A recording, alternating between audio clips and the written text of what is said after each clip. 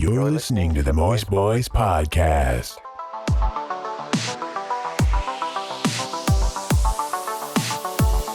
Hello, everyone. Welcome to part 2 of the Love, Death, and Robots episode of the Moist Boys Podcast. Once again, I am Josh. In this episode, I am joined again by Jonathan, Heather, Harley, and Kyle. If you did not listen to part 1, go ahead and listen to that. Otherwise, here is part 2, so sit back, relax, and enjoy the program.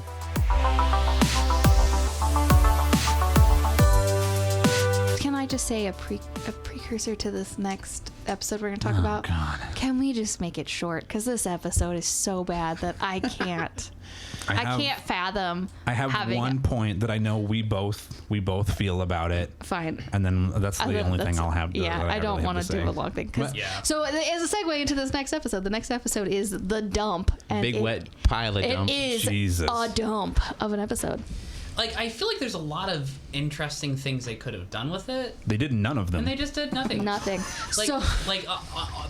Even more so, and I'm surprised that I'm saying it, even more so than, was it Sucker of Souls? Like, I feel like this one just had a ton of... It had potential, and it dropped. Just tell me about the horse. Everything. Yeah, right? Everything. This one does have the most wasted voice cast in the whole series. Like Gary Cole and Nolan the North. animation budget. I mean, it was well animated for a very. So this is the one where I said I wrote this story as a 12-year-old, and not with these old men, and not with the penis. At the dump. Yeah, not with the dump. I wrote the story of. And then his pants fell down. Yeah, I wrote the story of there was a bump in the night. You go to investigate it, and it's nothing all that bad, and you befriend it and become best friends with it. Yeah. Mine happened to be a vampire My because favorite monster. Middle school Heather was super into vampires. As were we all. So not Twilight vampires. I am older than that. Thank you very much.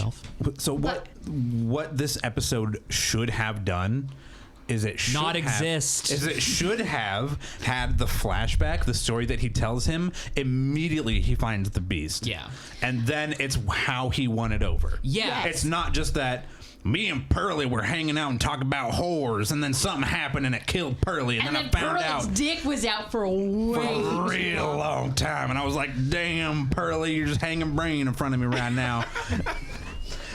And then I tried to kill the beast with a forklift, and then there was a dog in it. There was a dog. See, that's what fucking pissed me off so much is that it wasn't even like it wasn't the dog with a mass around it. It was a mass. The dog was part of the mass, and I was like, the dog didn't inform the sentience of the dump pile at all. Not at all. And I mean, but it was acting like a dog. Like, I think that is what they thought we were. They thought they were going to take away from it, but they give us him discovering the thing about it, and then flash to, and now it's my best bud. Yeah. They don't give us how that relationship actually happens. Exactly. Also, they give away the twist immediately. Yeah. They by him being like, Otto, where are you, boy? Where are you? And then if you after the story, if you still feel like me and Otto need to leave, we will. And then the flashback starts with there being no fucking Otto. Guess what this thing is? Pearlie. Yeah. Guess what this fucking thing is? I will say, this is my last point on this stupid fucking episode. Is that there was only one line of dialogue I liked. Only one line of dialogue I liked, and it is the worst line of dialogue, and yet I still love it, and it is, she could suck the chrome off a trailer hitch. And I will continue to use that in my life because it's fucking great. It's applicable, for sure. It just wasn't really a great episode. It didn't really take advantage of anything it had going for it, which was pretty minimal. And I think just the cast. The cast it had going for it. The It representation could have was been, dumb. like we said, it could have been a great... I mean, it could have been good. Like my junkyard dog is a monster. Like that's funny enough and interesting enough. Watched that movie. Exactly. And they did it better with baseball. And don't local government employees have a hard enough time in their job? God, I mean, truly. Why do we have to, We're badmouth demonizing people who are trying to? Anyway, it was awful. When this show came off, they probably weren't even getting fucking paid. So this extra dump salt in the wound. Truly, just immediately septic. Yeah. The one good thing I will say about it, it is like 7 minutes long. So it did end, yes. It does end fast. Yeah. It does go quick. The best part of this episode was where it just fades to black and doesn't come back. Yep. All right, so I think that's about enough. I think we can. Yeah, I we're think done. That's enough for that's that one. summarized. Yeah. Another episode that I don't have a lot to say about it because it doesn't have much to it. I'm making a face in Josh's face. Is that I don't agree immediately. I'm going to immediately not agree. So the next episode is Shapeshifters. Oh, okay. This one I was over from like the first couple minutes. The things that it does have to say kind of made me. What did it have to say? That werewolves in the military are, And then going in that and the military industrial things. complex is, It was that werewolves hate shoes. that no matter what happens, It was supposed to be about race. gays in the military. That's I was true. gonna go with yeah, race. but then they still. They're Possibly. calling them dogs. Like Yeah. they're less than human. Yeah. And that I for a feel like long if that time was in the our country case, is then still that it was way too like heavily veiled. Like I honestly, I didn't pick up on that. I at all. The problem though is that like I didn't. I legitimately didn't. Like, and I'm like, I feel like I'd be fairly fucking sensitive to that shit. I did not pick up. I don't think at it all. was about gays. I think it was No. about race still. I think the biggest, and I think maybe it was just meant to be about any minority that you Just chose. any minority Any that minority. you can put in that spot. That's to what me, they're it meant really to hit be. them because they called them animals, and unfortunately, that's what. That's fair. Yeah. Yeah. my problem is that it's still like I don't know. They're still like put them anywhere but in Afghanistan and have them just murking Afghanis at the Yeah, end of the see, episode. I was just like, that's the thing. oh, this. Like, I'm watching these war crimes happen in front of me. I'm just like, oh Yeah. my god, why am I watching this? That's the thing. Like that's the only thing I really picked up on, and just Yeah. like the whole like chest thumping kind of military. Yeah, like that. I just like was instantly like, I don't give a shit about anything that so happens. I didn't maybe- get that honestly. I got like a weird undercurrent of love again. This is another episode where I felt like there was a nice current. I liked a their. love I liked story. their. the two of them. I actually okay. There we go. yeah. I did not pick up on that at all, but I like it that depends, more. You know, it depends on how you view it. Like, it could be Yeah. a brotherly love, which is a lot of what I picked up from it. Yeah, Now 100%. It was, you know, it was a brotherly love. It was, we have each other's back because we are the minorities. Nobody else is going to help us. And I have your back, you have mine. I will love you till the end. That's why he goes and picks up his body when in the end, and I was really irritated because I was like, he's taking that back to your family, brah. What are you doing? Yeah. But like, and then he does the burial, and I'm like, okay, I understand now, because he knew when he got back, they weren't going to treat his body with respect. They weren't going to give him a proper burial. That's what he Like I feel like, I guess I mean maybe I need to go back and watch it from that angle because So, I think the way you fix this is that because this one needs a twist, where at the end you find out that it's not some dirty quote unquote dirty Arabs that murdered his friend and he has to go kill a bunch of Afghanis to make it right. Yeah. It's another American soldier.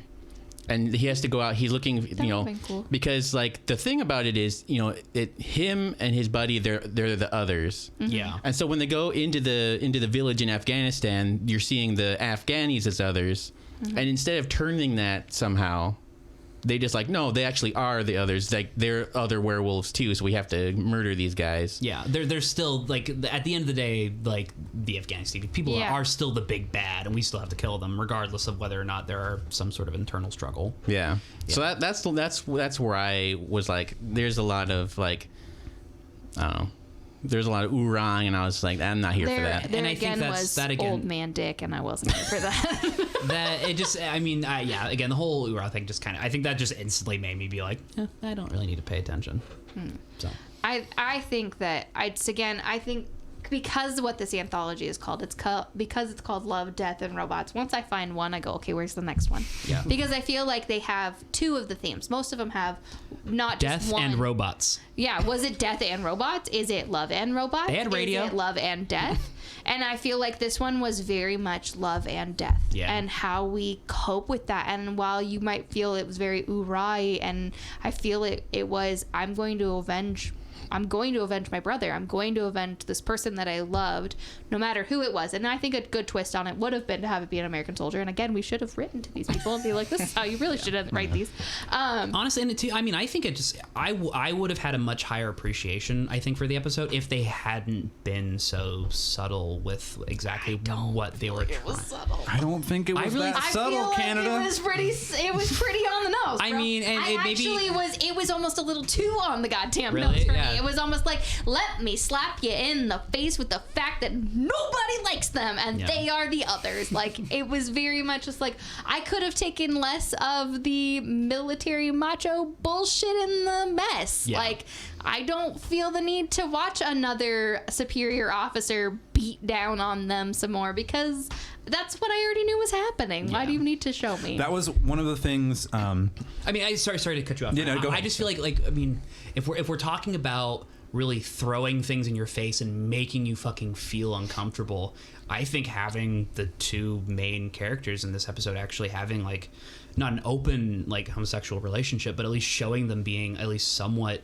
intimate. I mean, it depends on why you think Yeah. that what the undercurrent is, and I don't think it is. I don't think it was about. I don't kids in the think it military. was- I think it was yeah. about race. Yeah. Because they're a different race. Because they're a different. They view them as less than human. Yeah. They view that they're not worthy to them, and so that is I guess- very and much. I guess there's as just a that- white person, how our culture has treated minorities, how our culture has treated other races is they are less than human. They are not worthy. They are animals. Yeah.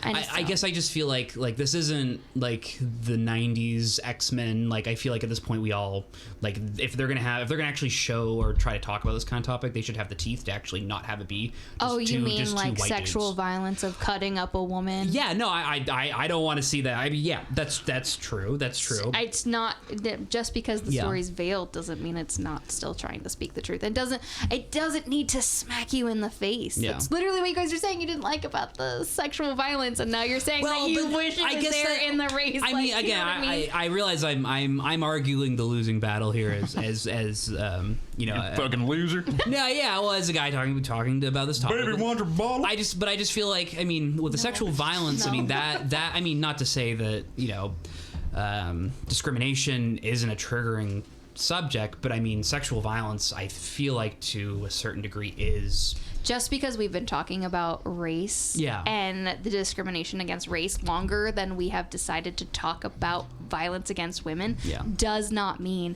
that it is any less of a trigger and does not mean it's any less of a terrible, terrible subject. Yeah, for sure. And just because right now violence against women is so prevalent and it makes so many men uncomfortable because it's not been slammed in your face for so long, like race discrimination has been, doesn't mean it doesn't need the same thing. Yeah.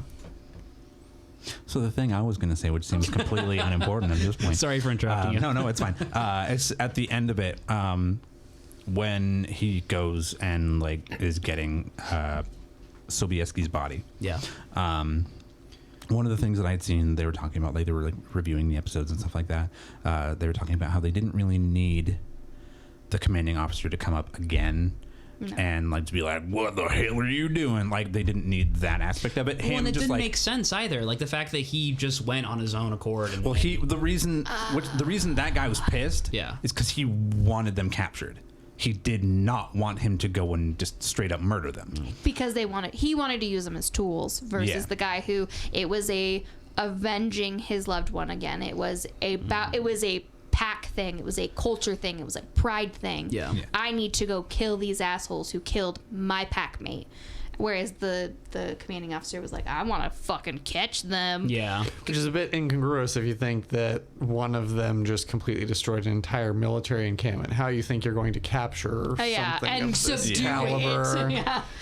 Anyway, But I like don't know. it would have been better to completely like just skip that like 30 seconds interaction and just go straight to essentially the acceptance from the other soldiers who just let him leave. Yeah. And that would have been like They needed him to more say, I'm not your fucking animal anymore, though.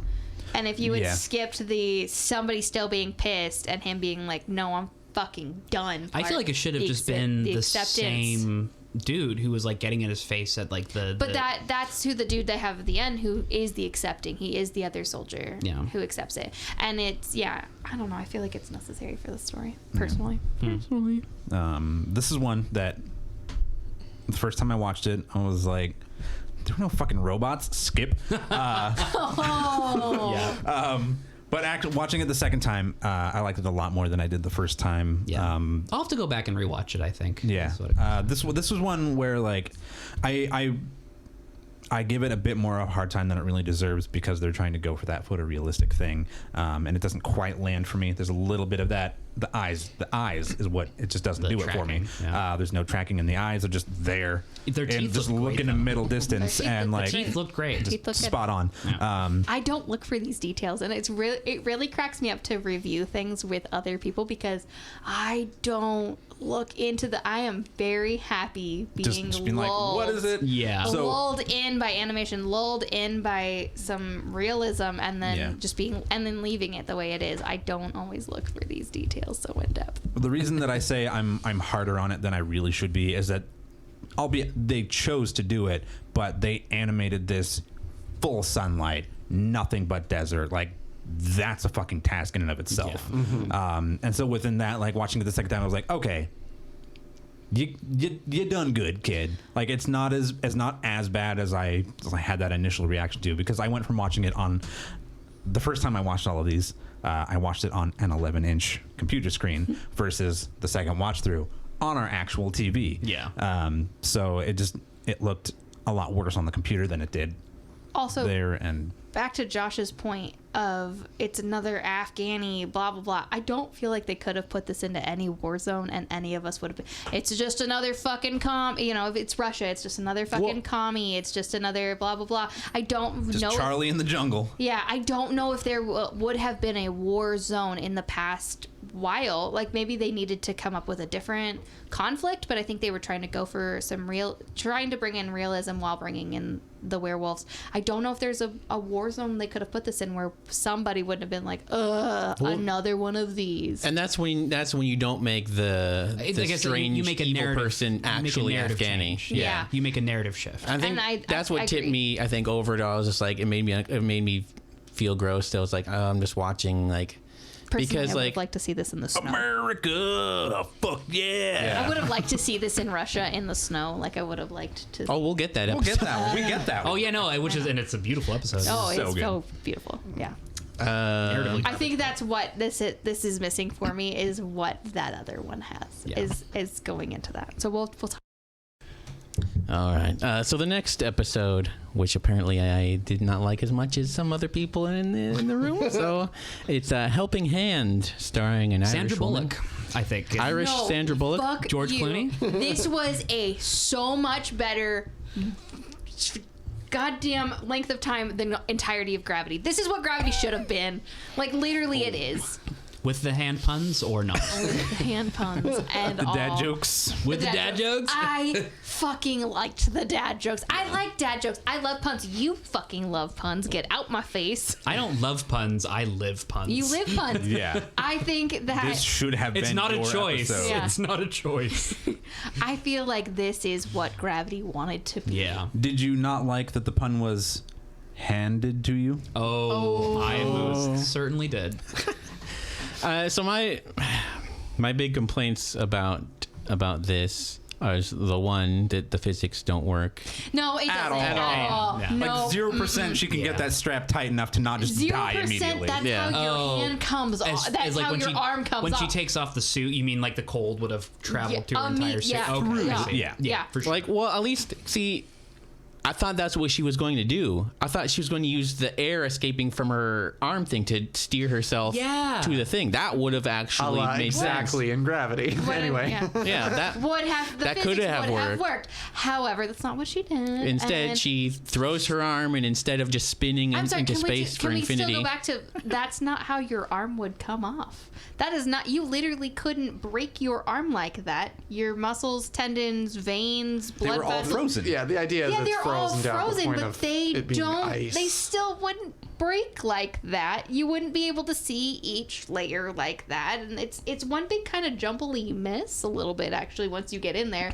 For somebody who have seen surgery videos, For someone who's had their arm frozen off and then thrown it in space. My arm, I've had surgeries on my body parts. I've seen surgical videos. That's not what it looks like in there. It no way would break off like that. It just wouldn't. It's, Well, considering the entire episode was basically just inaccurate in every single aspect of everything, I don't know why. That all just leading up to a dad joke. a dad joke. I think this one could have been shortened. If this was like 5 minutes 0 instead, minutes? if this was like 5 minutes, I could have gone through I'm it. But willing to just to suspend my disbelief in the physics. Well, that's to the thing, the like, episode. that's And fine. I would, Yeah. except the whole thing is based around physics. The whole premise of the problem and the solution is about sorry. physics. So my first problem with the episode started before she was in trouble, and it was, how the fuck did her spaceship just stop? Because it docked against nothing. It's tethered to nothing. It's and tethered to nothing. It docked floats to with- nothing. Yeah, I didn't even They don't pick that's up on not that how one. it Maybe would the thing we're happen. missing is that because it's sci-fi, The it's writers taking weren't place scientists. in an alternate universe with different laws of physics, which is but therefore which then what we're why when supposed she to be throws doing. her arms it pushes her. That's not how this would work. So first off, my first problem with it was that's not how spaceships stop. That wouldn't work. Secondly is no way when you leave a spaceship, no matter what kind of budget cuts they're doing, You're gonna don't be get a second. tethered. You're gonna be tethered Yeah. to your goddamn ship, and then if Or the you're satellite you're working or the on. satellite you're working on, nobody is not gonna be tethered to fucking something. Can I just draw attention to the fact that she literally got screwed? I hate you so much. See, and that's even a better dad joke than the one in this fucking episode. It is. So I had a lot to reason- hate on this, and I still like, liked the episode. I liked it. I mean, my butthole was very tight. Sorry, listeners at home. R.I.P. your earbuds. this episode just like I could have gotten past the just like glaring problems with physics. I could have gotten past all of that because like I did, and still like Same. the performance that she gives, spot on. it's really, great. it's great. It's great. Do you think was this all of like facial like mocap or Probably. You think all the episodes probably were? I think a lot of the ones that were like that photorealistic were like mocapped. mocap. Thank you. Yeah. Or like there are some of them where I really feel like it was just like rotoscoped almost. Or something similar to that, because I don't know if there's a different term for when you do it with CG versus just like drawing it. Yeah, I don't know. Just the watching her break off her arm was a step too fucking far for this guy. Yeah, it was like that alright. was the part where it was like, and I'm done. Yeah. I don't need to watch any more of this. Bring back the sexy spider people. That's all I'm saying. back. the blackout, the fake out of the end where she goes and you don't know for a second if she makes it or not. I literally was like, if she doesn't fucking make it, I'm gonna be fucking pissed. Right. I was so mad, and I think that's what I liked is that I was so riveted. I think- Yes, the physics didn't work. Yes, it was rough, but I was so riveted into this goddamn story that if she didn't make it, if I found out she didn't make it, I was gonna be pissed. I was gonna be so pissed. I think my only thought in that moment was, did Peter Jackson direct this or King of Multiple Endings? We get the joke, Harley. It's fine. He directed Lord of the Rings Oh my god. and The Hobbit. And The substantially better And Love is Hobbit a Blues trilogy. Yeah, nobody's coming to nobody's got my back on that one because it's not. Speaking about physics, hey, Yeah. I felt like overall it was a good episode. It drew you in. It gave you an interesting story. It looked beautiful to me.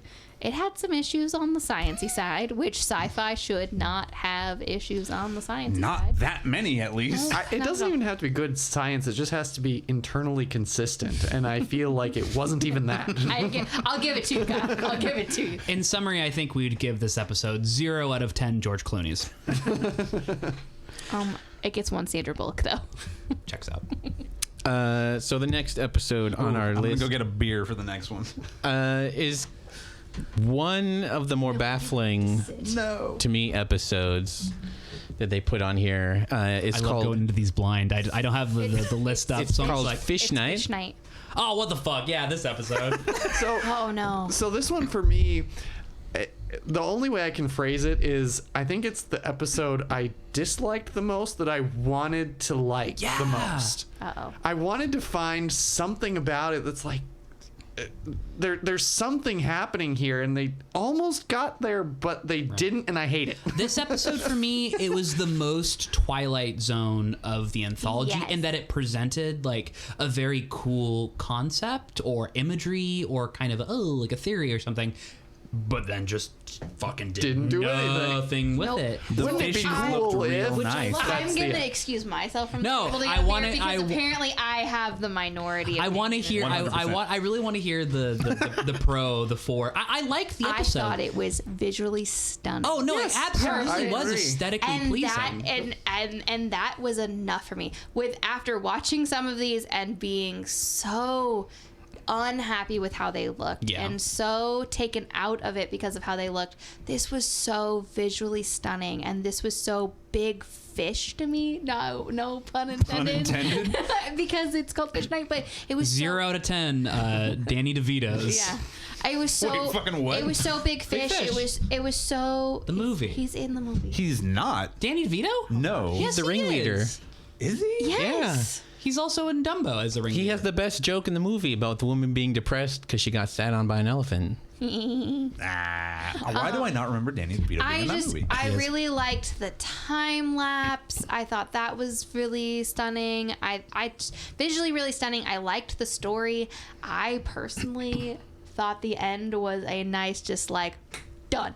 Like it was just. It kind of left you on that like shock, like oh Yeah. shit, shock factor. Oh shit! which was fine. Shock factor to me. You didn't like this one because you felt like they left something on the table, and Yeah. there was not a full story where Everything on the table. Everything. I thought there was a good story. I thought there was a beginning. I thought there was a problem. I thought that there was a problem. They were stuck. I thought it was visually stunning. I think the end is the guy got eaten. The end. Like for my like reaching for at least something to take away that was just not visually aesthetics, like visual aesthetics. I kind of feel like this may have been a representation of maybe the partner died in the desert and this is the older salesman's, I don't know, method of processing that grief. So, I to don't that know. point, that is... I didn't think it needed Yeah. to be. I feel like this was exactly what short stories are meant to be, and they are meant to just be a snippet, and they are not meant to always be full things. This is not meant to be a full thing. It's supposed to be a snip of a life for you, and that's all you're supposed to get. And I think that is nothing else in this really fully did that. Yeah. And that's why I think it takes nobody really likes it, is because it's not like anything else, and I liked that part. It's more just for whatever the emotional impact it has on you. It's not necessarily telling like a specific narrative. It's just There's here's an interesting theory or concept. theme. There's no To me, it would have been far better if we would have just had them get stuck in the desert. They have this experience with all the fish and whatever, and then they leave. To me, it feels like you set this really cool concept and you come up with this interesting sort of thing, and then you just don't do anything with it. I don't care. I don't have any reason man to care. died, Kyle. I don't have any You got reason to eaten by care the Meg. about the guy who died. I don't have any reason to care about the guy who lived. I don't have any reason to care. It's just the whole thing is like, this is awesome, and then you just don't do anything with it. Nobody moves. I feel Nobody like I would have changes. been more disappointed had they just had this experience and then left, because I would have been like, "What the fuck was that?" This The point at that point, the point would have been nobody's going to believe their story. yeah. I like Nobody's gonna believe this guy's story either. I like that. I feel like for me, for some, like I always come up with this brain canon in which like I try to predict what the story is going to be and what the outcome's going to be. And for some reason, when I was first watching this, it reminded me a lot of not to draw too much from another anthology, but what is it, The Matrix? Animatrix. Yeah, the Animatrix. That episode where it's like the haunted house. Oh yeah. And they basically there's these kids. They check out this haunted house. It's like this amazing experience that blows their mind, and then it kind of gets taken away, and then there's just a sense of like empty, hollow melancholy. Like I kind of thought that's where this was going, where they were gonna have this experience, and then it was just kind of end, and they're like, ugh. I don't know. To the thing you were saying earlier, Yeah. About like, did the other guy die? And this is just like a thing. So everything that I've seen about this episode, like analyzing it and overanalyzing it and doing the exact thing that we're doing right now, has talked about how the time lapse. Yeah. The time lapse is just a wide shot. And what it focuses on is the old man saying that they need to just sit, conserve energy. He does that. Yeah. The young guy paces, jumps around, tries to work on the car. Yes. And then they go to bed, and then like whatever, and that's the guy that dies.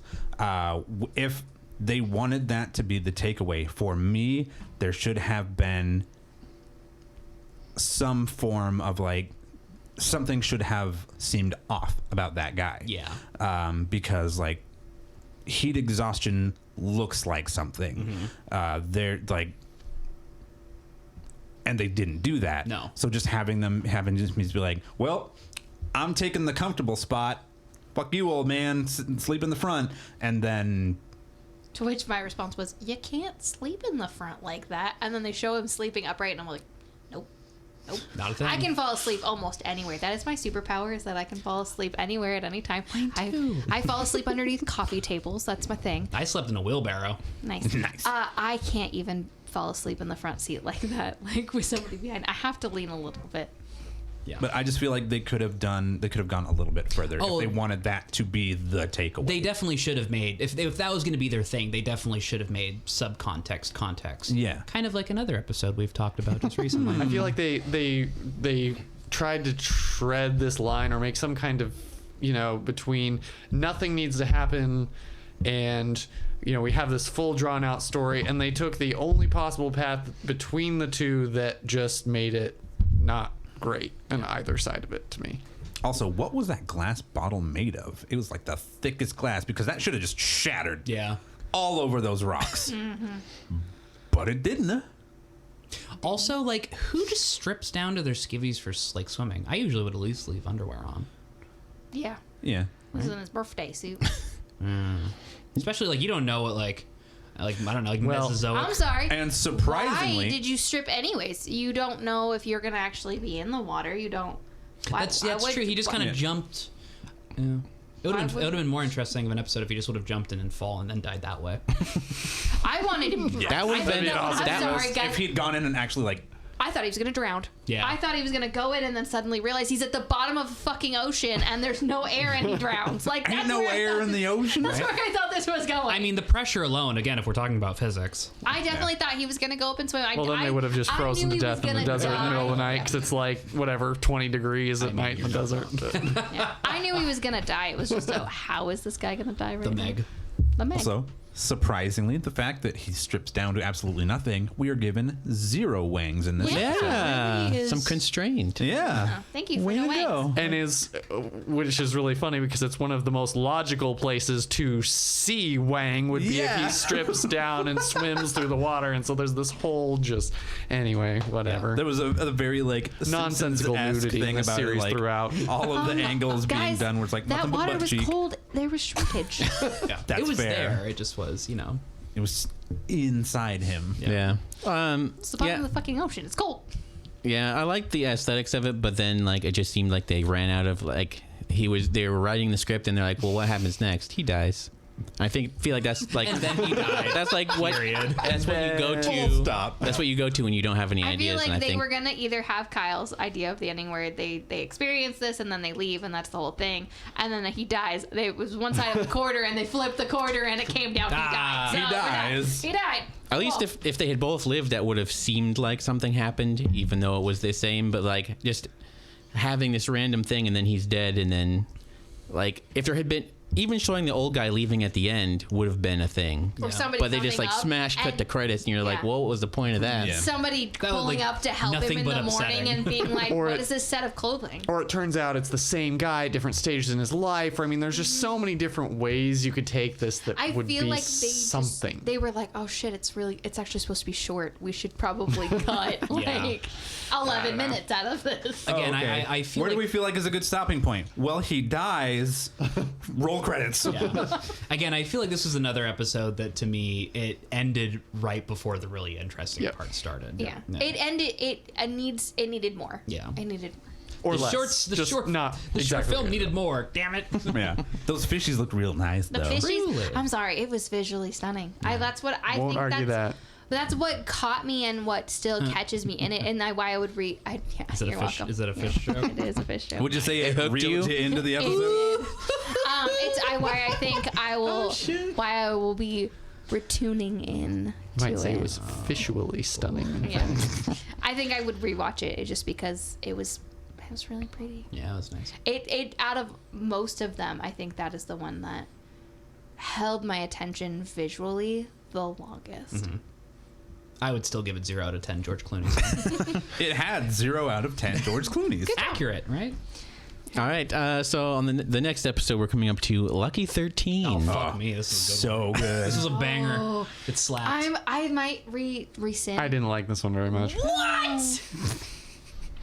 No, wait I- for my kid for I'm gonna split the difference. I thought it was. I didn't like it the first time I watched it because again I had watched these all in a row, and like there's so little kind of point to all of them. Yeah.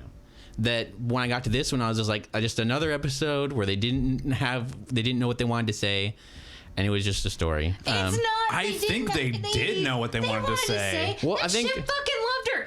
I'm sorry. Some of my favorites, and maybe it's my rom-com love and self. There were love stories in all of these, slightly, but most of them there were, and this was again a sweet, subtle love story. Well, that's why I think watching them all back to back just Yeah. breaks your brain. It's It like breaks your brain. Yeah. This is a sweet, very subtle love story of the ship that loved this woman because she took time to fall in love with it and to care about it. And it is two outsiders who were gonna get the shit end of any stick, who have each other's back and look out for each other. And don't at me over there with your eyebrows, Kyle. I think if you cut out like the monologue, and in the middle, it would have been stronger where you're just watching him instead of being told Yeah. that they're having this relationship. Didn't necessarily need to. Yeah, if you just see it, Maybe that's what I didn't like it. Is I just felt like the whole thing is just being so spoon fed to you the Yeah. whole time. yeah. So like, if you take out that monologue and you just have their first mission. You see like from the ship's perspective as it's like watching her, and like you get this connection.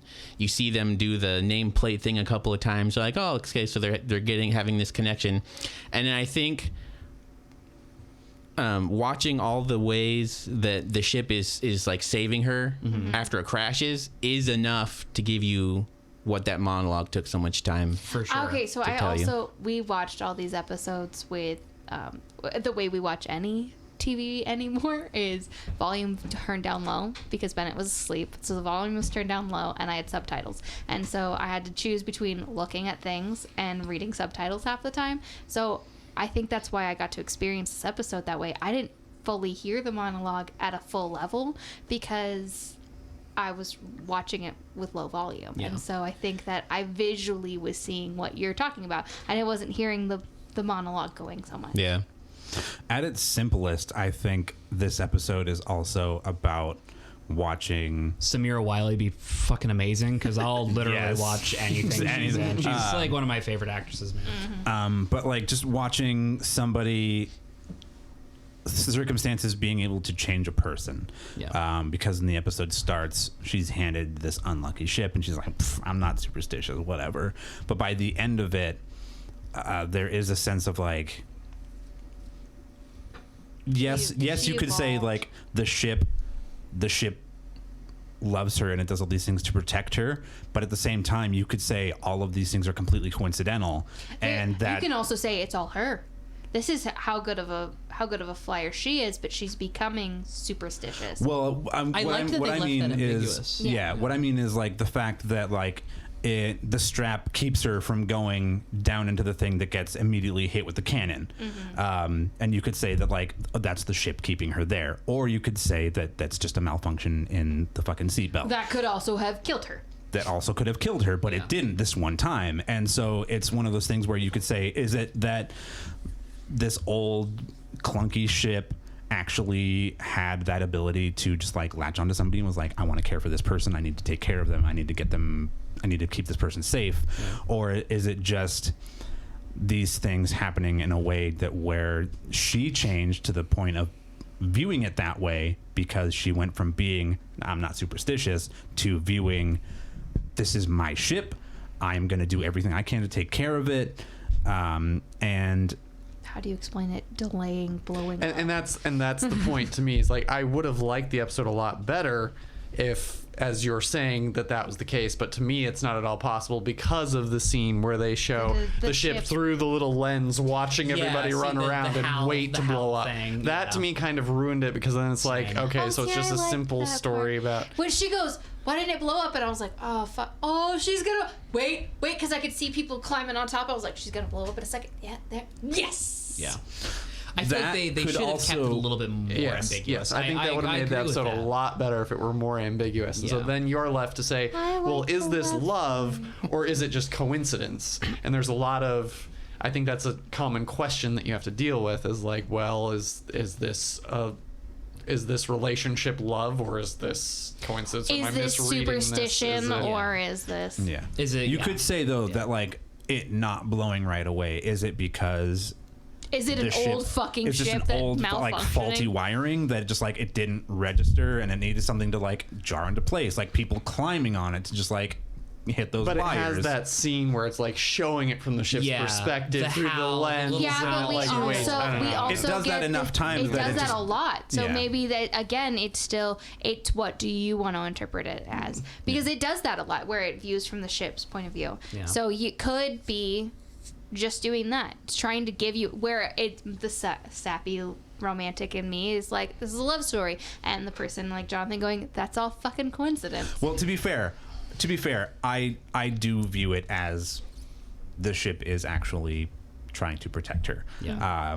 I am mainly just trying to play devil's advocate here and just trying to like put out another point of view. I mean, I feel like for me, I liked the setup. I mean, I still till the very end thought that ship was going to kill them all.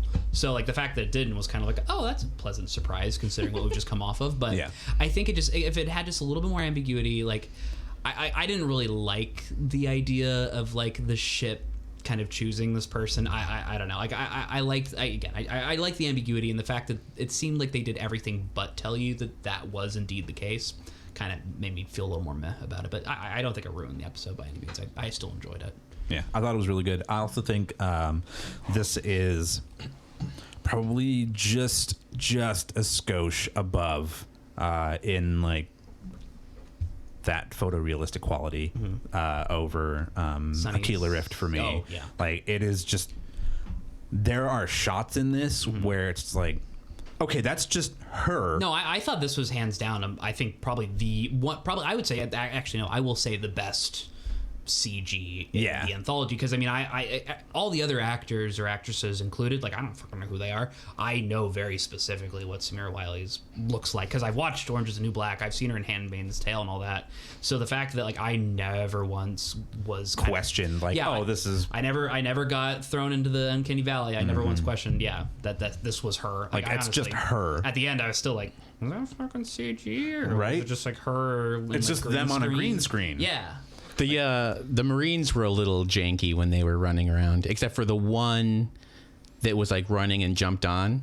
Yeah, he moved naturally. The rest of them, they were it was like a little halo-y. Yeah. So teabagging on our ship. What is teabagging? Why would you Don't look it up? Don't look it up. So the next episode, and this is the one I had spoken about, is Zima Blue, and the the first time I watched it, I haven't watched it again. The first time I watched it, this one stood out to me because it has a beginning, middle, and end that goes somewhere. So that's why I ended up being like, hey, an actual story. Now, I don't know if I would actually like it, or if it's just like I was so relieved that there was a story that went somewhere. Yeah. I feel like, again, this is what I've been kind of worried about, because I'm gonna out myself as a shitty like our house kid, but like this was my favorite episode. I fucking like, something about it really resonated with me. Like, I liked the fact that it was pretty subtle, and I mean even like the twist at the end was interesting to me. I don't know. I think I liked the ideas and the concepts that it was broaching more than really much else that was in. I like that the twist wasn't just that he died. Yeah. Well, there was a reason why these things happened. Well, I don't think he died at the end. But I mean, like, that's what like so many of the other twists were like. That's what it set it up to be. But I mean, I think it just was kind of a, I don't know, kind of a meditation on like what it means to be human and what it means to have purpose and independence, and just the idea that just doing something simple and doing it well. I don't know, like that resonated with me. Yeah. I honestly think that I think I'll probably be in the minority on that, but I really like this episode. Like this episode, but this episode is the guy who wears a pea coat and a scarf regardless of the weather. Which is me. See, again, I'm outing myself. I loved it. I was meh about this episode. Yeah. I just couldn't get over the whole like Johnny Bravo, Dexter's Lab aesthetic we had. Yeah. Right. It bothered me a little bit. Thanks. But Thank you, Kyle, because I was like, something about this. But that's the thing. Shadowy. Like, I don't know. Like, I liked it. Like, it was different. Like, it was the only episode that had that specific style, and I feel like it fit. I don't know. It just reminded me of, I'm sure this is gonna be like, everybody's gonna be like, the fucking what? But back in like 2002 or 3, I want to say, there was, I think it was a web series, but there was a Tomb Raider animated series. Yeah. Yes. And it reminded me of that. Yeah, absolutely. Yeah. Same style, same aesthetic. Which again, I liked. Yeah. I mean, I think it was presented well enough, and it had an interesting enough concept and twist and story that, like, I mean, unless it was handled really poorly as far as the animation, I would have enjoyed it. And I think the animation in this case just made it better for me. I wouldn't say that. I mean, if it was, honestly, I probably would have liked it less if it was like photorealistic, just because I don't think that's the kind of story. It wouldn't have served it at all. No. Yeah. I still meh this episode. Which I don't know why. Which is okay. I don't like. There's. I should have liked it. Yeah. What I think I just didn't. we should have you rewatch it at full volume, because Kevin Michael Richardson's voice is pure sex. Yes. Oh yeah. Oh no, it is. I agree. I still would probably resonates I deeply don't with me. know why. This is like, just like every time he's in something, he always does that like big voice. Yeah. And this was the most like reserved I have ever heard him, that I was like, who is doing this guy's voice? And I had to go look it up, and I was like, motherfucker. Yeah. Well, like when he was doing the Xbox 4000, that was definitely an oversized, a big performance. Yeah, I didn't recognize that either. I didn't recognize that as him either, actually, because I'm used to him doing like, I feel like there's a character, and I want to say like American Dad or something like that he does. Yeah. Where it's like, oh, that's the voice he does. People hire him for that voice. Yeah. Whereas like him being that robot, I didn't even realize, and then him being Zima Blue, which is just such a very understated thing, and just like very calm and quiet, and his deliveries are very precise. Yeah. And just like soothing, and it's like, dude, can you just talk to me and I'll just fall asleep? Right. Like, just do some audiobooks for the love of God. Please. Yeah. I don't know. I guess I don't have like all that much to talk about. Yeah. So I just really, I liked it a lot. I feel like this was one of the few that like really pulled me in, and kind of, I feel like, but when it ended, I was just like, oh, I just finished watching an episode. Yeah. I think this is probably my favorite too, just because it has an arc. There's an arc. The character does something where I'm just like, the character, like, especially so close after Fish Night comes to a hammering close. Yeah. I'm just like, what was the point? And then this one comes, I'm like, oh, see, this is how you tell. I mean, they're about the same length, so it's not like they had a bunch more time to tell a story. It's just like they had an arc, and they were able to fit it in there. Right. I think again, me watching these out of order, this was one of the last. I think this might have been the last. This one. was not the last one you watched. It was the second to last. Second to last one you It was watched. the second to last one I watched, and I was kind of just like, okay. I mean, again, like I'll admit, it was a slow burn that had like a very minor pickup at the end. I just something about it. It just seemed a little bit more. It's heady, I guess, I don't know, which I liked. Being super shitty and having watched it more than once. Boo.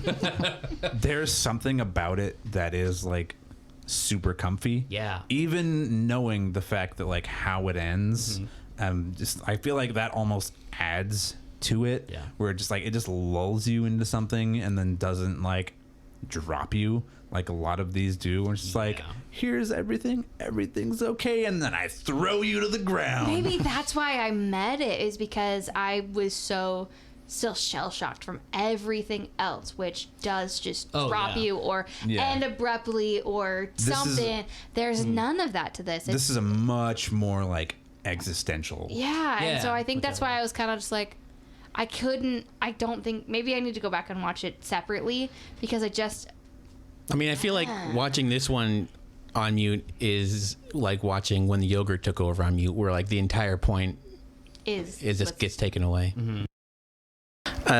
So speaking of episodes that don't have a point, the next episode was Blind Spot.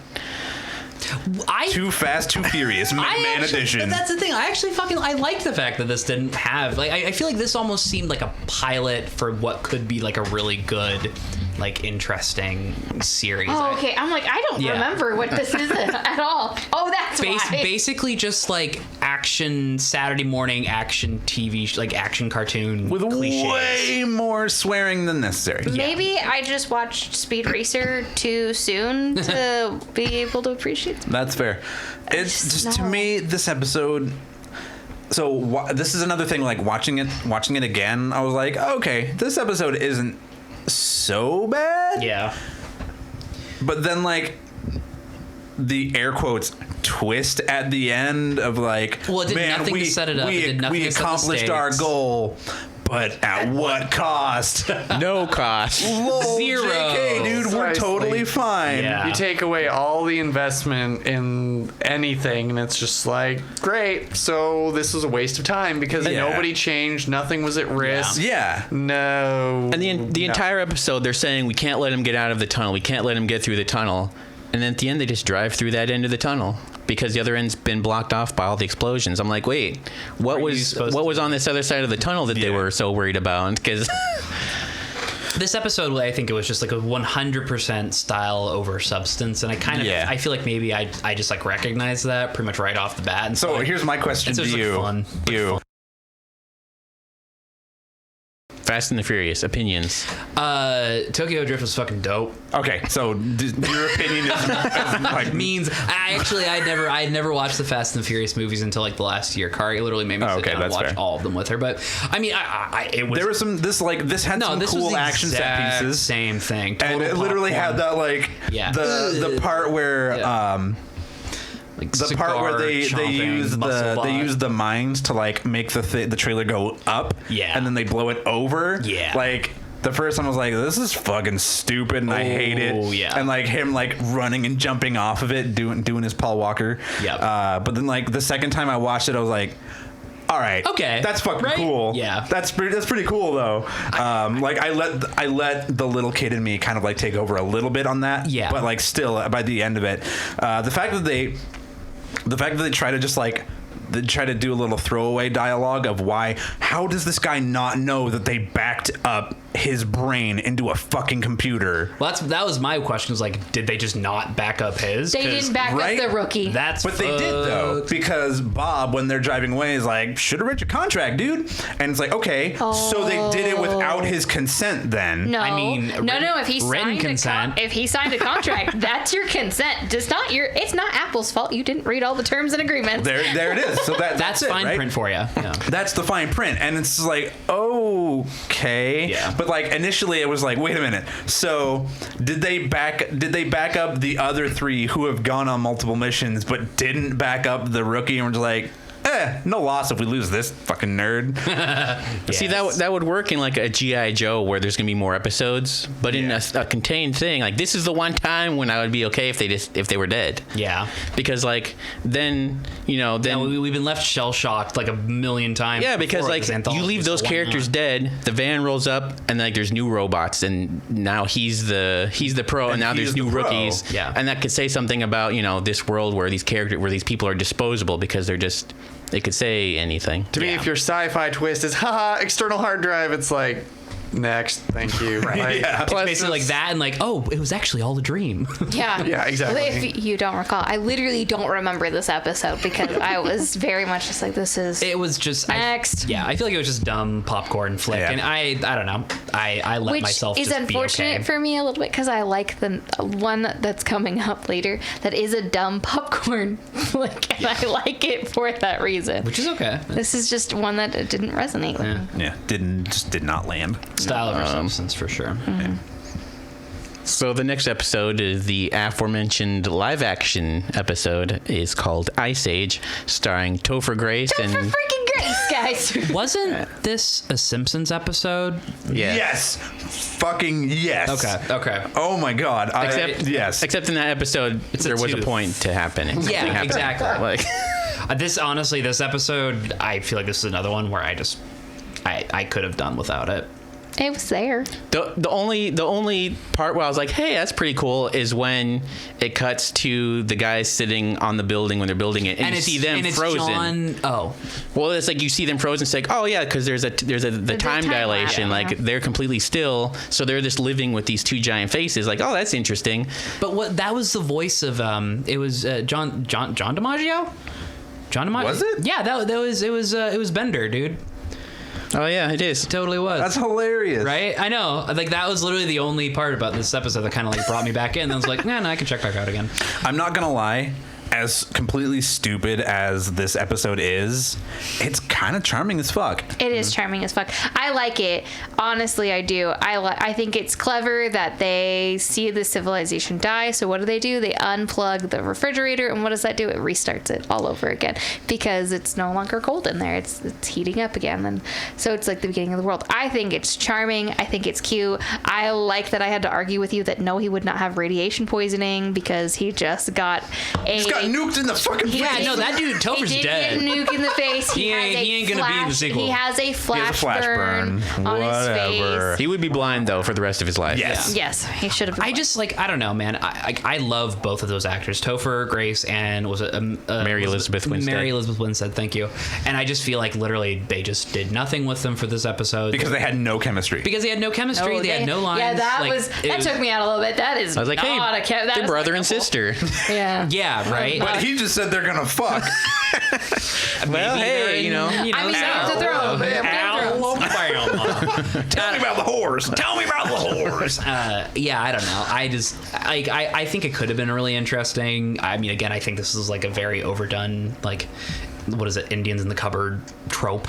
I don't know. If it was anything, Right. if it was anything beyond just, hey, that Simpsons episode was cool. If we did that, but in her freezer. Yeah. This was basically to that episode what Avatar was to Pocahontas and Fern Gully and The Matrix and Dances with Wolves and Citizen Kane. The Matrix. They plug into last something unicorn. to go into a different Casablanca Okay, that's true, and And what they're plugging into is sex.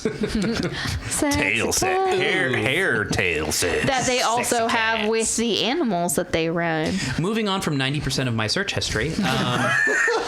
You know what? Really, the only thing about this episode that like actually truly bothered me was the fact that when they reopen the fridge and they look in and it looks like the cycle has restarted. There are freaking humans with fracking dinosaurs. Yeah, not a thing. Monkeys. No, Those were never. I mean, but like they are like humanoid looking, Sapien-esque. sapien-esque humans. There are with, sapien-esque humans with fucking dinosaurs, and With- that is exactly how we ended this with episode. featherless Tyrannosaurus rexes. Yeah, this is exactly how Jonathan and I ended the episode because I looked at him and said, "False." Yeah. so yeah, not a lot to say. This was kind of a It's all great. It was great. Washes over you. Yeah. At least it wasn't horribly offensive to all goodness and good taste. At least we I can think we say already did that the Tim Deadpool. Miller directed Deadpool, so he's got that going for him. Did he direct this episode? He directed this episode. Oh boy. So the next episode is alternate histories. This is the one I think I very much disagree with. Everybody else hates it except Heather. I didn't hate it. And I don't want to have to defend not hating it. No, that's fair. You're allowed to not. I mean, I think again, like I think they're. It was goofy to me. It was really goofy. It was real fucking goofy. I think for me, my problem with it is that it abandons its premise. Yes. The by second the third one. iteration. And Yes. Jonathan and I had this conversation. It does, and I think it does it on purpose. I think it is a choice that they do this because it is talking about how ludicrous this conversation is. Having a conversation about the what ifs and if we change this one moment in history, will it change all of history? And the answer is you don't fucking know. History is made up of billions and billions and billions and billions of decisions. And yes, maybe Hitler would have died, but it also means that something worse could have happened, and it could have mean that it means that it could have still happened. Somebody else would have just taken it up. It might not change history. It might change history. This is a ludicrous conversation because it can get so fucking ridiculous so goddamn fast. I forget which number of the tellings of what would happen it was, but like there was one where basically Hitler dies and then it turns out that like rats inherit the earth and then they die and then it turns out that like squids inherit the earth, and I'm just wondering, is this like a low-key Splatoon like origin? Because I mean, I'd watch it. Yeah, I think the reason it drops its own premises, it's a choice. It's a choice to talk about how this conversation it doesn't make any sense in the first place. Yes, we could talk about what if, why, what if, but it can go off the rails so fast. It can. And that all of history, there's a large chance that World War I would have happened anyways. There's a large chance that World War II would have happened anyways. It would have just been for different reasons. There's no saying that, this militant group would have just found somebody else. Just because Hitler died doesn't mean that Mussolini wasn't fucking insane and wasn't gonna do bad shit. If it stuck with that would have been fine. But like when it tries to get into comedy and like you have like it started funny. Fails. It started funny. It's not even really. I mean, I think it's It just all tried to comedy. be ridiculous. Yeah, that's it. Yeah. And I My dug problem. So one of my problems with this is that a lot of times it doesn't. What it should have done is it should have done the like time saver thing, where when you go through the iterations, the higher the number gets, the less of each iteration you're supposed to see. Yeah. And it doesn't really do that. It literally has him walk out of the building, go around the girl, almost get hit by the carriage, go to the bench. Yeah. And then it's like, okay, we can shorten this. And it shows start it in from full time, start yeah. from the last one that we just Start ended from on. the bench. Yeah. That's where it should have Start from like the carriage. Start from the bench. we didn't need all of that. For Like sure. they were just like, oh fuck, we need this to be 7 minutes.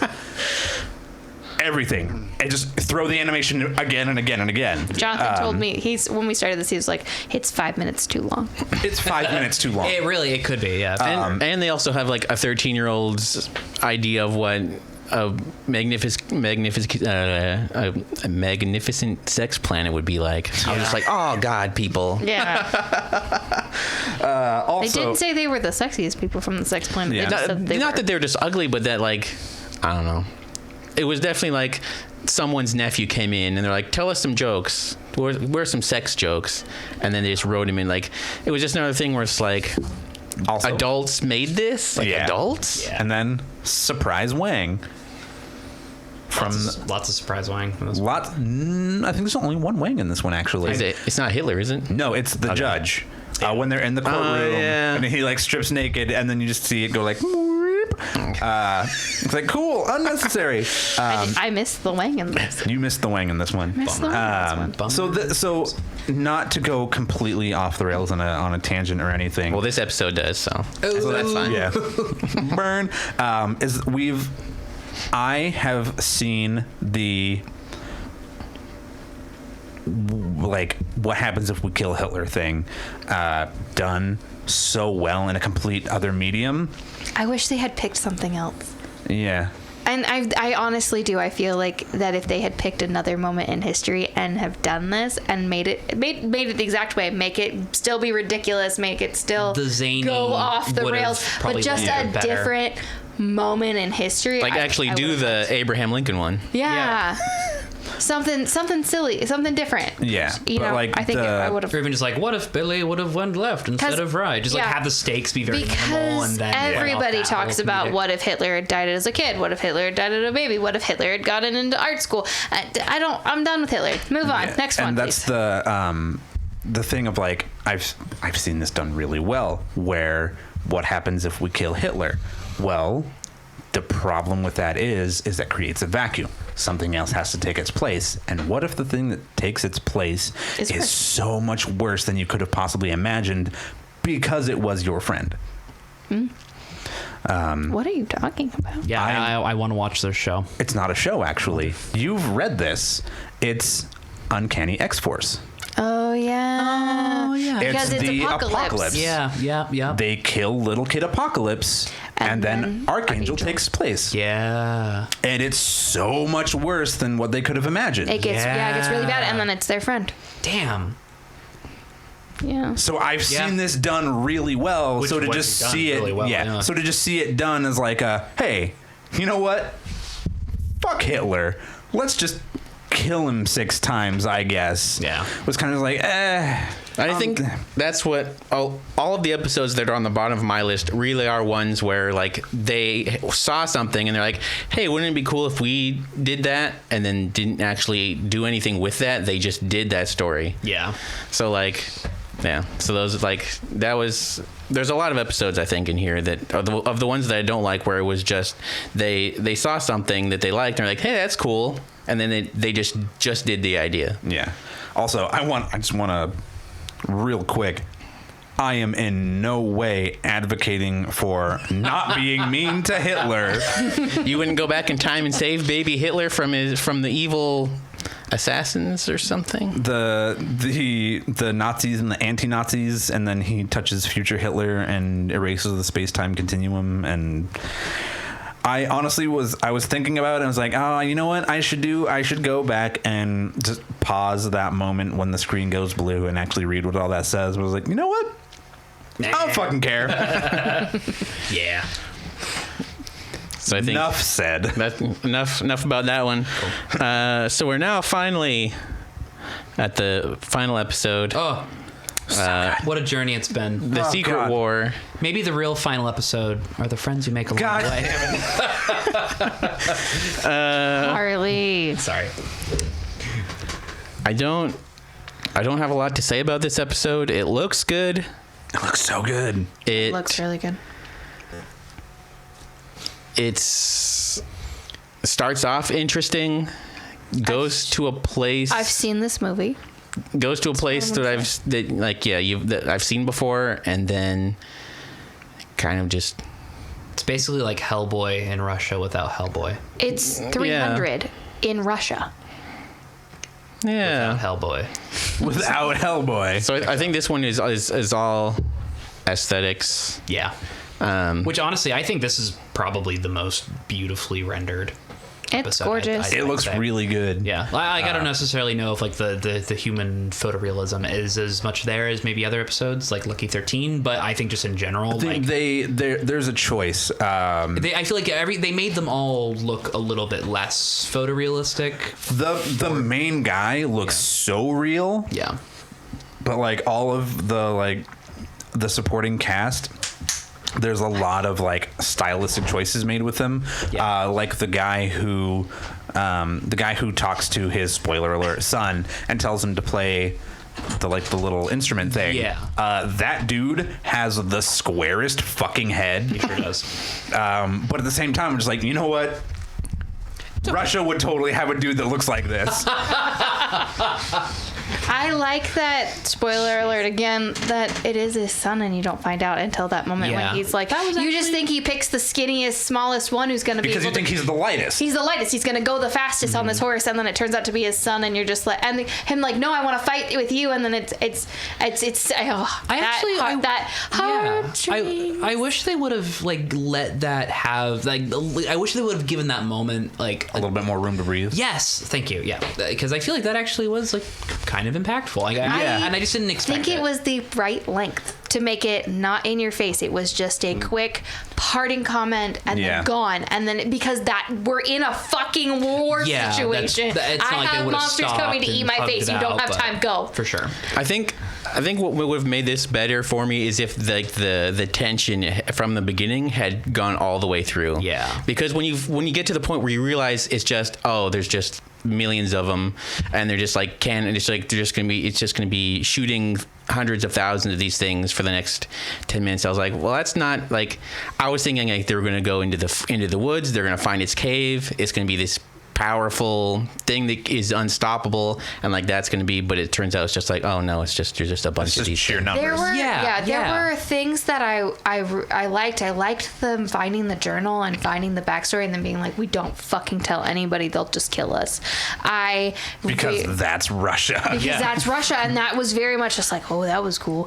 I found it very interesting that in the story they chose to see somebody else in a firefight and not go help, because that's the whole reason they're shooting flares, is for them to maybe go towards teams that, to know like where we are and what we're doing. And I would just be like, nope, they're not gonna make it, we can't go help. And I was just like, that's a fucking choice. I feel like there was a lot of development as well. It wasn't as much as some others, but there was development, there was story, there was interesting. But again, I've seen this movie. Yeah, there just wasn't enough. For me, there wasn't enough tension. Because it was just like, oh, like no matter how many they shoot, they're going to die. It doesn't. Yeah, it's like they're gonna die. I think surprisingly enough, I feel like this was the one episode where I think they should have maybe gone a little bit more fantastic with it. Like it just seemed like they tried to take it all for an episode that involves summoned like ground monsters. Like they took it very real. All right, so there were some technical difficulties there, but we are back. We've gone through all the episodes. I think we've hit all the big points. So I guess just closing thoughts. I would give this series 0 out of 10, George. God damn it. I would give it half of a Richard Armitage, though. Oh yes, I think that's worthy for sure. So this is one of those things where like the first time I watched it, I was like, man, I hope it gets a second season just so they can do something good. After having watched it again, I still kind of feel that, where it's like I want it to get another season. Second time around didn't change my feeling. No, I want them to get another season. And I think they did fine. I think it did well enough to where it warrants getting a second season. I would like to see them, and this is a completely like maybe my own thing, I would like to see them do better. Yeah. What that looks like, I don't really know right now, because I am not in the position to be handed X amount of money and told to go make a fucking short film. Go do better, Johnny. So go do better. So that's one of those things where like, well, you go do it then. But like at this, like as a consumer, I feel like I would like to see them just do a little bit better. Yeah. Whether that's in world consistencies, which has been that's just a main talking point in general. Like, though. yeah, like that's or maybe like, hey, if maybe every single episode that has a lady in it doesn't need to have that lady get brutally injured and or be naked at some point in time. Maybe have one that has a character. Maybe have two women that have a character. 2 women. Let's set that fucking Bechdel test on fire with the next season. Yeah.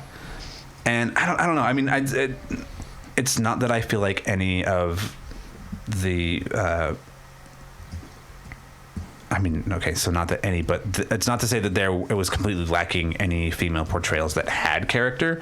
I just feel like they could have done a lot better. I mean, it fell into the usual sci-fi trap of just not really having well-developed female characters that aren't driven by revenge over. To go into, like, we've mentioned the Twilight Zone a few times tonight. So to go into that, like the fact that the new Twilight Zone show that's going on, that's like being produced by Jordan Peele, and he was talking about how like he's probably not gonna cast like white dudes as his leads because he's seen that story. But then immediately does that in the second episode. Yeah, that's fair. Well, I think that quote was about his movies. I believe, that's his movies. I believe, so that's more his movies, but like, I would like that lens to be applied to this. To where more inclusivity, not only in like casting, but also maybe like hire one woman writer. Yeah. That too would be great. I'm honestly struggling. Have your goddamn werewolf's kiss just like one time for me, please. I'm honestly struggling to think of more than like 3 black people in this entire thing. One who literally has no lines. Yeah. He has a line of dialogue. A-okay, Captain, and then he's dead. And then he's dead. And then he's in his tank and he's done. And then there's one who is technically a main character of his story, so we get that one. And then the second is the main character of her story, so we do get that. So I feel like 2 out of 18 isn't necessarily a win, though. So that, I don't know. Like for me, when it comes to like representation like that, I usually disagree that like every movie has to encompass every perspective. Like when I see people complain, oh, this movie doesn't have X, Y, and Z, I'm like, well, that's why you have other movies. But then, so I'm always looking at, okay, so what's the landscape look like? And, you know, there are a lot of deficiencies. But I think, like, with this, like, there's 18 separate stories where they could have done something like that. And I think having such a narrow view is definitely, it's kind of like it stands out, definitely from that perspective. I think I mean the episodes that I really enjoyed in this anthology, like I enjoyed them enough to where I definitely do hope that they get a second season. But I think the only thing, I guess, in the pursuit of doing better, quote unquote, I would want them to do so not necessarily by veering away from having like kind of unknown studios or unknown voice actors. Like I'd rather them keep it kind of indie in a sense rather than go like big budget or I wouldn't want that to be how they remedy, you know, that I guess. Yeah. So keep it weird, keep it fucking punk as fuck, but just make it do better and fucking hire George Clooney. Just like one time. We want 1 out of 10 George Clooney like, for season 2. At least 1 out of 10 George Clooney. I don't know if I need a second season. I don't. I think that it's a great idea, and maybe if they do a second season, I want it to have, it doesn't need to be Love, Death, and Robots. And that was kind of what I'm thinking. Let's be pirates, cowboys, and ninjas. You know what I mean? Like yes, Greenland. Shut up and take my money. All right, let's do. What is it?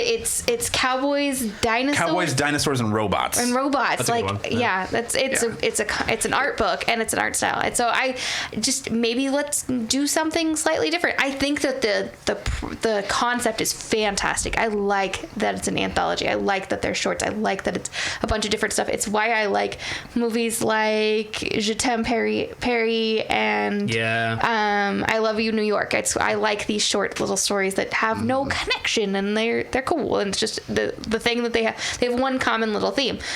Those are fantastic. Maybe let's be done with this one and move on to a different one. Yeah, I think you could definitely benefit from more anthologies in general. I think it's something that I at least don't see around much in streaming services and those sorts of things. And taking it, you know, in the direction of, well, it could be anthologies of anything kind of on any theme, and instead of, well, I mean, we don't necessarily need a whole bunch more sci-fi anthologies, but maybe something. I mean, Netflix loves their sci-fi. Thank goodness, I love it. But you know, Maybe let's do a fantasy one. yeah, or even That could do some real fucking representation, because why fantasy be so fucking white? Am I right? Am I right? And that's just a whole other way to introduce giant spiders. Exactly. Yay for Johnny and their sexy spider then bodies. If you could combine that with, especially I think taking even an indie angle of, you know, taking submissions and helping bring new artists or new sort of viewpoints, kind of like we're discussing here, you know, look for that and try to include that in. I mean, have an open call for, you know, directors or writers who are not represented in the genre, and be able to bring them in through a 7-minute episode instead of having to get together the resources for a movie or something like that. You know, it could be a very cool way to. And look out for my Kickstarter, Love, Dysentery, and Settlers, the Oregon Trail anthology. Spoiler alert. Somebody take my money or give me money. It has to be one of the two. Also, great. Another great point for that anthology. Not a black person inside at all. And everybody dies at the end of every And episode. everybody dies at the end of it. It's perfect. It's basically the same thing. Same thing. Literally just call it, like, just slap a 2 at the end, and it's basically the same deal. I have a friend who's doing that. It's the God damn Oregon it. Trail documentary. Actually. Really? Yeah. Damn it. He's got a Kickstarter. He had a Kickstarter for it, and he's Well, again, making it in Tacoma. Point me in that fucking direction. I will. I'll send you I will I'll send you his thing. I will fund that. I will give that man his money. Yeah, so as down as I was on so many of these episodes, I think part of that was because I wanted so much out of these, and like the idea of having something like this is very interesting to me. So like kind Given of the nature and like the R-rated aspect of it. Yeah, like I having- think, it could have done a lot more with it. animated features that use that to build a world where you can tell stories for adults, but instead, like, we'll just tell a story, but we'll have swears in it. Kind of like misses the mark a little bit. And then the other reason why I want to do this too is because over the last couple of weeks, I've been listening to a bunch of like reviews and podcasts and stuff, and like same thing that kept coming up is everyone just talking about how awesome every episode is, and I'd be like, just sitting and be like, am I taking crazy pills? Like, did I watch a different thing? Like, you know, there's good stuff, but like that would just be a thing. Like everyone talking about how awesome it is, and I'll just be like, I don't know. Did we watch the same thing? Yeah. So I I think part of what makes the series good, though, is that there's a very diverse kind of platter full of different styles and episodes and storylines that I think different people will like different parts. And that's kind of the fun thing about, you know, Netflix in general, is they can do things that don't necessarily have to appeal to such a wide audience that it's the same generic whatever. So yeah.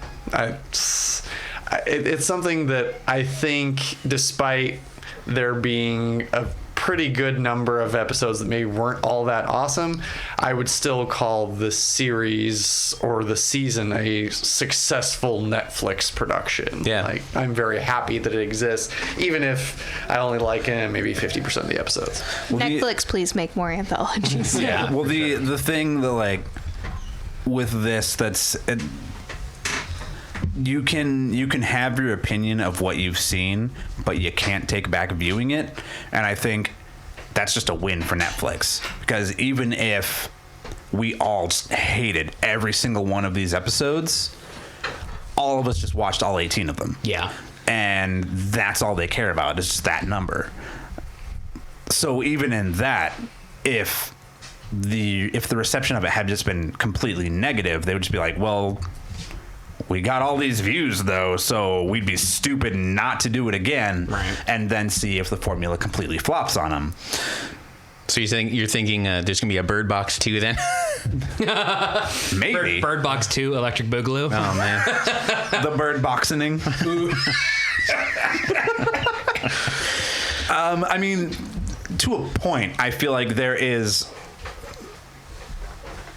with that is one thing. Yeah. And so, like, you can look at that and just be like, oh, okay, critical reception of that is just trash.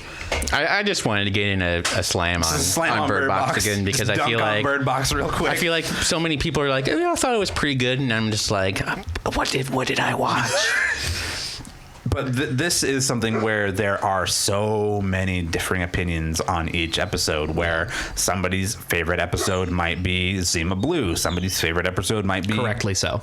Good Hunting. Somebody's favorite episode might be Alternate Histories. It wasn't my favorite. We don't associate with those people. Though. I'm not trying to call out anybody in like specifics. I'm just saying like it's a possibility. Yeah. And so it's there, regardless of where everybody lands, they're still getting the views on all of it. Yeah. And so there is no way to just be like, well, we want more of this one, but not that one. Yeah. Or stuff like that. And it was one of the, like an interview that I saw with Tim Miller was where he was talking about just like, oh, you know, there are a couple of these that I would love to play in that universe a little bit more. And like, it's like, but please don't though. Yeah, move forward. Don't give us. Just don't like once.